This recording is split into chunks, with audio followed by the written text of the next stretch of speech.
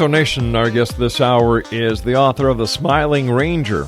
And I'm talking about our guest this hour, Colonel Denny Gillem. He has retired from the U.S. Army. His website is www.frontlinesoffreedom.com, and he also does a radio show called Frontlines of Freedom. Visit his website for all the details. And, a lot of people these days, Colonel, are saying that, they're tired of Big Brother watching them. Big Brother has too much information. Big Brother knows too much. Big Brother is tracking them. And you know what I say, Colonel? If you have nothing to hide, you have nothing to fear. It's when I hear these people yelling that their freedoms are being encroached on, they're the people I get suspicious about. My son is a police officer, and he says exactly the same thing. I'm a former police officer myself. That's why I say those things. It runs in the blood, I guess. It does. I do get concerned about Big Brother watching. Mm-hmm. Having said that, that's concerned is one thing. Irate and upset about it is quite another thing. Yeah, it's just when my wife and I go to the United States and we drive down to Miami, we take a cruise, we come back up. You come up to the border, and the border agent will ask you questions. Just be honest with them. It's that simple. It's just like when a police officer pulls you over. Don't come up with excuses. Don't try and bullcrap your way out. It's not going to work. Just be honest.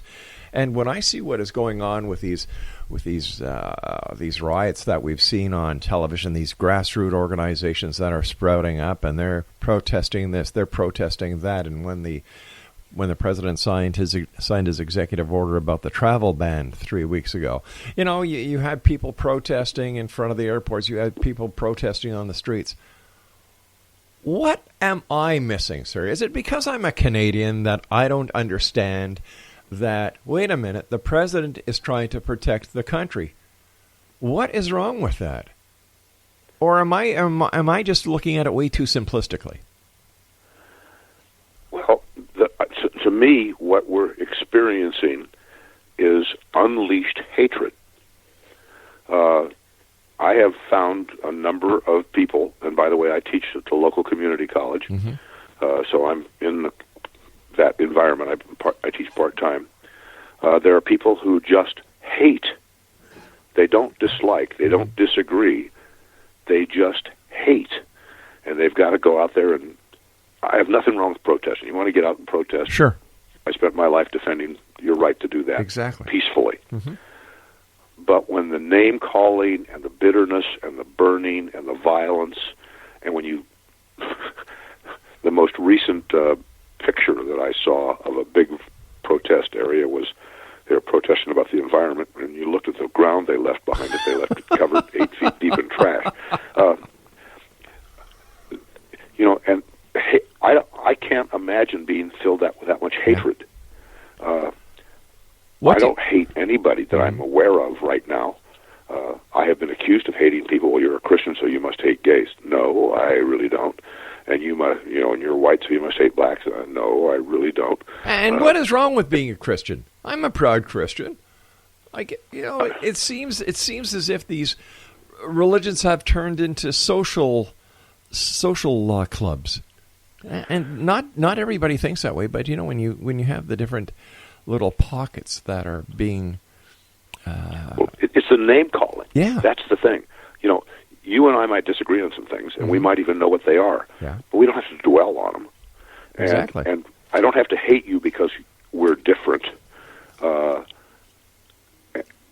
We can just, matter of fact, we can say the fact that we see things differently is one of the healthy things about our relationship and our nation, mm-hmm. is that we do have different perspectives and different things. Yeah. But when, if I don't like you, I don't attack your position. If we're running against, I think you shouldn't stand for Proposition A, and you do, and that's bad. Okay, but when I call you names, when I attack your humanity, mm-hmm. that's a whole. Then, if we're both in Congress together, how do we sit down and actually negotiate? Once I've insulted you and attacked your humanity, and maybe attacked your family, how does that work? It's this hatred that's flowing, and I don't understand it. But where's this hatred? I've never experienced it. I'm not a hater. Yeah. Where is this hatred being brewed? What is causing all this hatred? That's a good question, and the only answer I can come up with is that it's been there, but hasn't been unleashed before. That's the only guess that I can come up with, and it manifests in violence and all kinds of things. That who stands for that? To me, it's one of the most unhuman, nasty, certainly un-American, uncivilized things people can do. Go get violent, tear things up, leave trash all over the place, destroy cars and block freeways and stuff like that. I'm afraid that if somebody tried to block me in a freeway by standing in front of me, they would get run over, probably at about 2 miles an hour, so they'd have a chance to get out of the way if they wanted to. But that just is unacceptable behavior to me. That's not what freedom's about. Let me ask you this: you have a radio show. I do radio. I know a lot of people in the media. And I have to ask you this as a fellow member of the media. What the hell is going on wrong with the media these days? Like, I have never seen so much hate and anti-political reporting as I do these days on what is supposed to be mainstream media. I have had bad experiences with mainstream media since 1965 when I was a second lieutenant in Vietnam and saw mainstream media doing bizarre, stupid things just so they could maybe win a Pulitzer Prize or something like that. So I have had problems with the mainstream media basically all of my adult life. Wow. But there seems to be no interest in objectivity. There seems to be no interest in we report the facts, you make the decisions, which was the original idea behind media, wasn't exactly. it? That was what I thought it was. Yeah. And if you use newspapers, here's the editorial page. Here's where I'm the owner. I pour out all my opinions and let everybody pour the rest of the page should be facts. Mm-hmm. Well, it's not that way anymore. No, you can't find a page that isn't loaded with opinions, mostly unsubstantiated. And certainly TV is like that. I think radio does a little better job, but maybe that's just because I'm biased. But TV, I don't watch TV much anymore. I just get annoyed. I don't need frustration. But it's horrible, and I'm at a loss for words. I can't describe it. It's just horrible. Based on your experience as a member of the military, a lieutenant colonel, looking at the world today, obviously, sir, you've done many things right. You have a son who's in law enforcement. You served your country.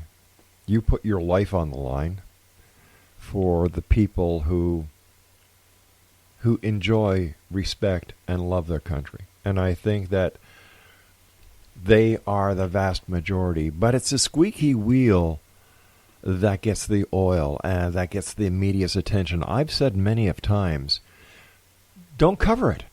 Don't cover these little protests, these little things. They'll die down as long as you point a camera at them. What you're doing is you're adding oil to the fire. Yes. And when I watch CNN, man, I don't know how these guys are still on air. Goodness gracious! I quite agree. It's in MSNBC. I mean, they've been caught making up news so many times, but yet they're still on the air. And yet the president is so right when he calls it fake news. Yes. And so where do you... It bothers me that what I hate is there. This fake news. This I'm selling something. I'm selling an idea. I'm trying to stir people up. I'm not reporting news. I'm making no pretense at reporting news or facts or whatever you want to call it. I'm just here to stir the pot and make people angry in a direction that I want them to be angry. That's so outrageous that I In 1956, when television first started in Montreal, where I grew up, there were two channels. One English channel, one French channel. Then there was a second French channel and a second English channel. Right now, there are over 356 channels that are available to people via cable. I believe that the biggest problem is that there are way too many channels, and that there is the fight for the almighty advertising dollar that is just going crazy within the media. And they will do anything they can to get those numbers in order to get the advertising dollar. And to me, this is wrong. They're no different than pimps right now when it comes to misleading the public by any way they can in order to get the public's attention. How do you see it, sir? I regret to say that I see it exactly the same way you do. I wish that weren't true. I wish I could tell you that I disagreed with you. But pimping is probably the best word I can think of. They're chasing the buck. They don't seem to have any values, no set of values except chasing the almighty dollar. I'm horrified by it. I'm disgusted by it. I'm not sure how to fix it. So obviously newspapers are slowly dying, and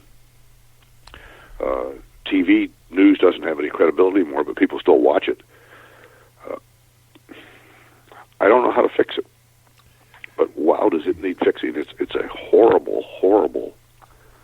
What it's doing to our society, it's destroying attitudes. The kids are growing up thinking this is a normal way to treat people, to report news, to act. It's scary. A friend of mine is in the media, and he says, "Hey, Rob, if it don't bleed, it don't lead." If it bleeds, it leads. That's how I grew up when I started my media training. We want bad news. You can report a young child who had 100 things going against him, who overcame all kinds of handicaps and won a chess tournament, and you report that, and I report a bloody accident, and my story's going to be on the front page. Yours is going to be on the back page under the mayonnaise advertisement. And it's because we, the people, don't want the good news. We'd rather watch the blood and guts. But is it we, the people, that don't want it, or is it we, the people with the money, that make the decisions want it? Ooh, I think you just may have hit something that makes a lot of sense. Stand by, Colonel. We've got to take our final break. Great having you with us. Congratulations on your show, and we'll have to give you a listen. Exonation, Colonel Denny Gillem is our guest. www.frontlinesofreedom.com is his website.